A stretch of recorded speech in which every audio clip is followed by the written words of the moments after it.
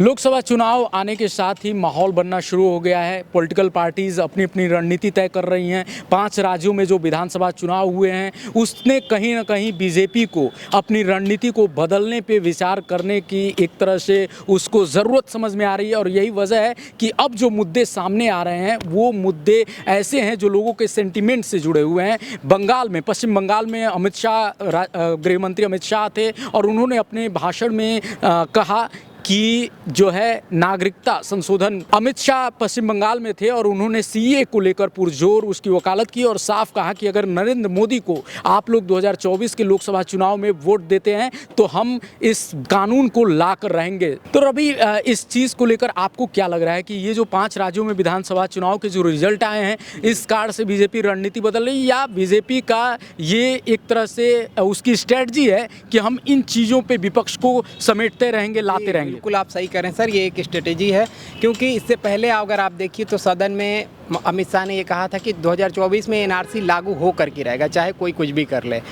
और इससे अब क्या है कि इसको एक चुनावी मुद्दा बना रहा है और ये दिखाया जा रहा है कि एनआरसी आएगा और हिंदुओं के लिए, क्योंकि एक बड़ी पार्टी हिंदू के लिए बीजेपी उभर के आ रही है। यही माना जा रहा है कि हिंदू के हितैषी बीजेपी है। सीए तो ये डर दिखाया जा रहा है कि एनआरसी आएगा तो फिर जो भी घुसपैठी हैं उनको भगाया जाएगा। सीए को लेकर हमेशा समय समय पर चर्चा होती है रवि, लेकिन चूंकि ममता बनर्जी इस चीज़ को लेकर हमेशा ही हमलावर रही हैं बीजेपी के खिलाफ, और बीजेपी कहीं ना कहीं चाहती है कि पश्चिम बंगाल का जो गढ़ है वो ममता बनर्जी से छीन लिया जाए। और इसमें आपको क्या लग रहा है कि सीए जो है ये एक बड़ा फैक्टर साबित हो सकता है? जी बिल्कुल, अगर ये सर लागू हो जाता है 24 में तो ये मुश्किल है ममता बनर्जी के लिए। तो जैसा कि रवि ने कहा कि बिल्कुल ये मुद्दे जरूर जो है एक फैक्टर साबित होंगे क्योंकि इमोशनल मुद्दे हैं। सोनल, क्या आपको लग रहा है कि जो 5 राज्यों में विधानसभा चुनाव जो हो रहे हैं और उसको लेकर जिस तरह के बातें सामने आ रही हैं कि वहाँ बीजेपी के लिए मुश्किलें हो सकती है, तो आपको लग रहा है क्या कि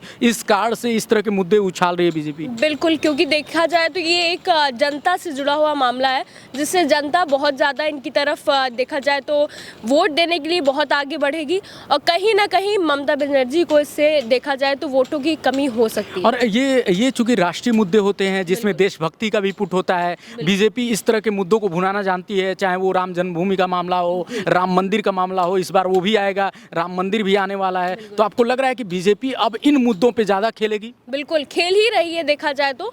और देखा जाए तो जनता की जो मामले हैं वो कहीं पीछे ही रह चुके हैं, बस अब ये बड़े बड़े मुद्दे उठाकर ये वोट बटोरना चाहेंगे। रवि, जो मेरा हमेशा ये रहता है कि भाई स्वास्थ्य के मुद्दे, रोजगार के मुद्दे, है ना, शिक्षा के मुद्दे, ये पीछे छूट जाते हैं और ये जो इमोशनल मुद्दे हैं वो अहम मुद्दे हैं सर। यही अगर सरकार अगर इसको लेके वोट मांगे कि बेरोजगारी, महंगाई, इस पे अगर बात करे, लेकिन कोई सरकार इस पे बात नहीं की। अब बीजेपी क्या है, बीजेपी हमें एनआरसी का सबको एक तरह से डर दिखा करके ये कह रही है कि हम इसको लागू करेंगे।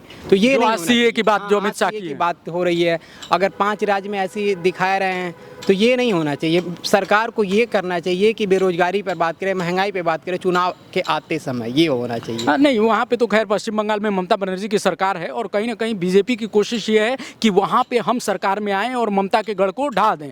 तो इस कोशिश में कहीं ना कहीं सोनल आपको लग रहा है कि अमित शाह थोड़े बहुत सफल होते दिख रहे हैं? बिल्कुल, अभी मैंने उनका वो देखा जिस तरीके से उनकी रैली में उन्होंने भाषण में इतने लोग वहाँ जुटे, तो काफ़ी लग रहा है कि वहाँ पे उनको काफ़ी सपोर्ट मिल रहा है। काफ़ी सपोर्ट मिल रहा है और ये देखिए सियासत जो है ना वो सब कुछ कराती है और ख़ास करके चुनावी माहौल है। अब 5 राज्यों के विधानसभा चुनाव संपन्न होने के साथ ही अब ये सारी टीमें जो हैं, हर पॉलिटिकल पार्टी जो है लोकसभा चुनाव में जुट जाएगी और यही वजह है कि उसके लिए नई नई रणनीतियाँ बनेंगी। जहाँ पे भी जो टीम कमज़ोर होगी, जो पार्टी कमज़ोर होगी, वो वहाँ नए तरीके के पासे फेंकेगी और जनता को लुभाने की कोशिश करेगी। फिलहाल क्या कुछ होगा ये तो जनता तय करेगी। आप देखते रहिए लाइव यूपी न्यूज़ 24। नमस्कार।